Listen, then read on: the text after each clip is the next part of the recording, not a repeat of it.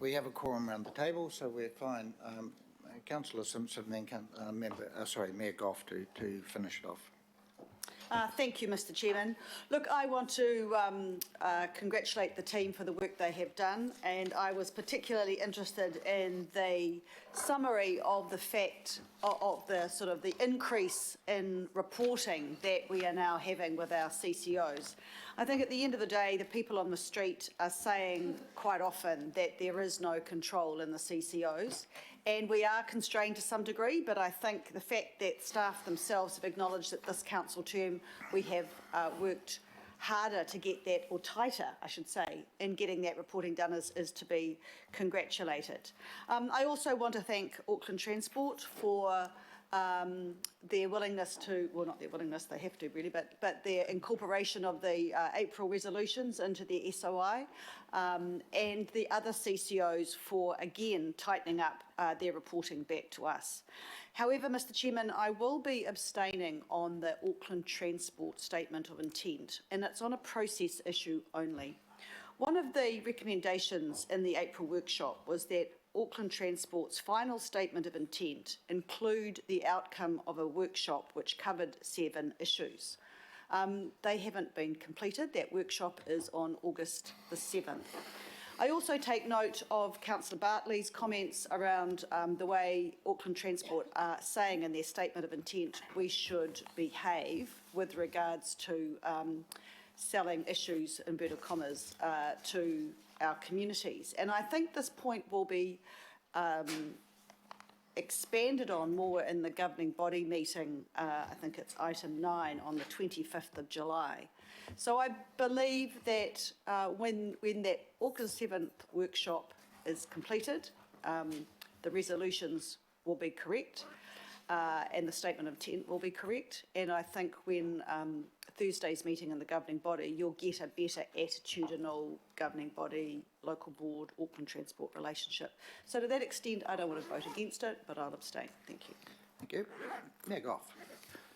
Thank you very much, Mr. Chairman. Just reflecting on what we're doing today, the first step in this process was the letter of expectations, and I circulated that around every councillor, got feedback. We sent our letter in.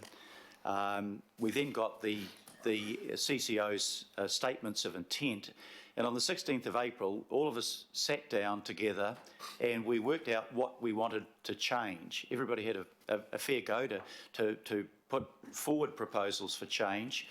We then, through our officers, sent those changes back to the CCOs, and today we've had a report back from our officers that they have adopted all of the changes that we have recommended. So that's where we are in process terms. We had the opportunity on the 16th of April to say, this is what we wanted. We did that. We sent it. They said, that's what you want. That's what we'll incorporate into our statement of intent. And now it's back with us. So this is not the time where we change what we've already decided on the 16th of April, but it is a time to reflect on how good the statement of intent process is overall. And the feedback again that we've got from Ed, that the SOIs over his time on council have become more strategic, more specific. He's given us examples of how they are working better. But the other point that's been made around the table is that the SOIs are simply one aspect of holding the CCOs accountable. And, you know, I pick up John Watson's point, and I think it's absolutely right, and it's also Ed's point. It's also about the relationships and how we work it. So it's how effective we are in terms of dealing with the CCOs when they come with their quarterly report and their annual report. It's about the people that we put on to the boards of each of those CCOs. Because if we don't like what they're doing, we've got to look at why we made the decision to appoint those people. And we are looking at making some changes on those boards to emphasise, for example, the accountability and responsiveness aspect. I'm looking at right now in terms of who we appoint to be the chair, the new chair of Auckland Transport. And further down the track, we'll have another go at how to improve this process. This isn't our last bite at the cherry. But one of the things we've got to consider is the structural changes that would require legislative change, and that's why I've been talking to government about how we can get their concurrence with the review that we do, step back 10 years on from CCOs, review what the CCOs have achieved, what they haven't achieved, what's working, what's not working, what we need to change, and whether we need legislative change to do that. And that will become part of the process, I think, next year as well.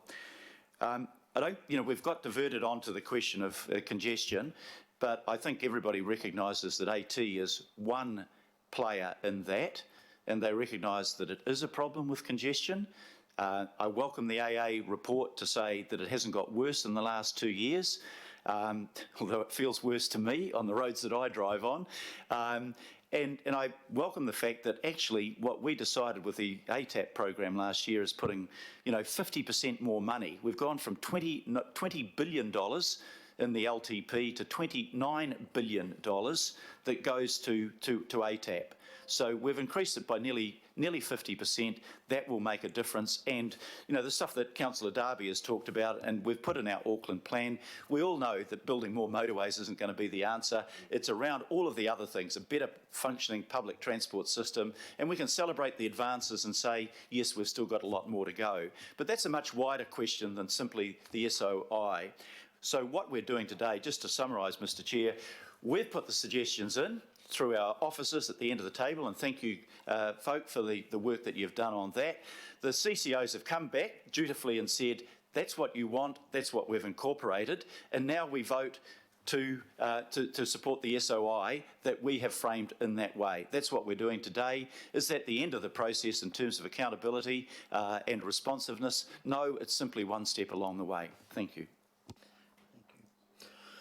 Okay, well, I have the resolutions up there, so let's move on a second. So I'll put A, B, C, D, E, and we're noting that you want to abstain, so I'll put the resolution.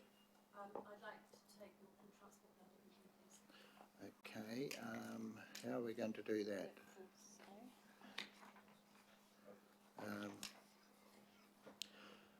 Okay, all right, well, we'll do A by division and then you'll just note against it, yep. Okay, so we'll do A by division. Isn't it just transport? Oh, we're going to pull transport out, are we? Okay. Sorry, Mr Chair, what we'd normally do in this situation, by way of point of order, if I can make this point, often there are councillors that are not in favour of a particular thing, but don't we just usually record their name as not supporting that, unless a division is called for, of course? That's what I floated. That's what I floated. But Mr Chairman, speaking through you, Mayor, yes, I'd be happy to do that, but I want to make it very clear that it's specific to Yeah, no, that is fine. And I think we can do that. okay, right. Well, what I'm going to do is I'm going to go A, B, C, D, E. Do you still want the division? No. No. So we're just going to note. Okay. So we're just going to record. We're going to record. Yep. And we've got Councillor Simpson and Councillor Fletcher. Okay, so all those in favour, and Councillor Stewart. And we've got Sharon as well. Okay, all those against, and we're noting the 3 votes against. Councillor Simpson, you just want an abstention. No, I did A, B, C, D, E there. So.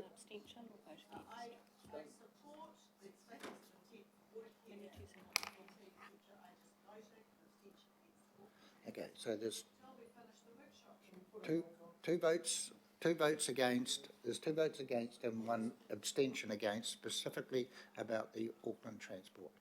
Okay, right. We are now moving on to item number 10. Thank you, team. Thank you.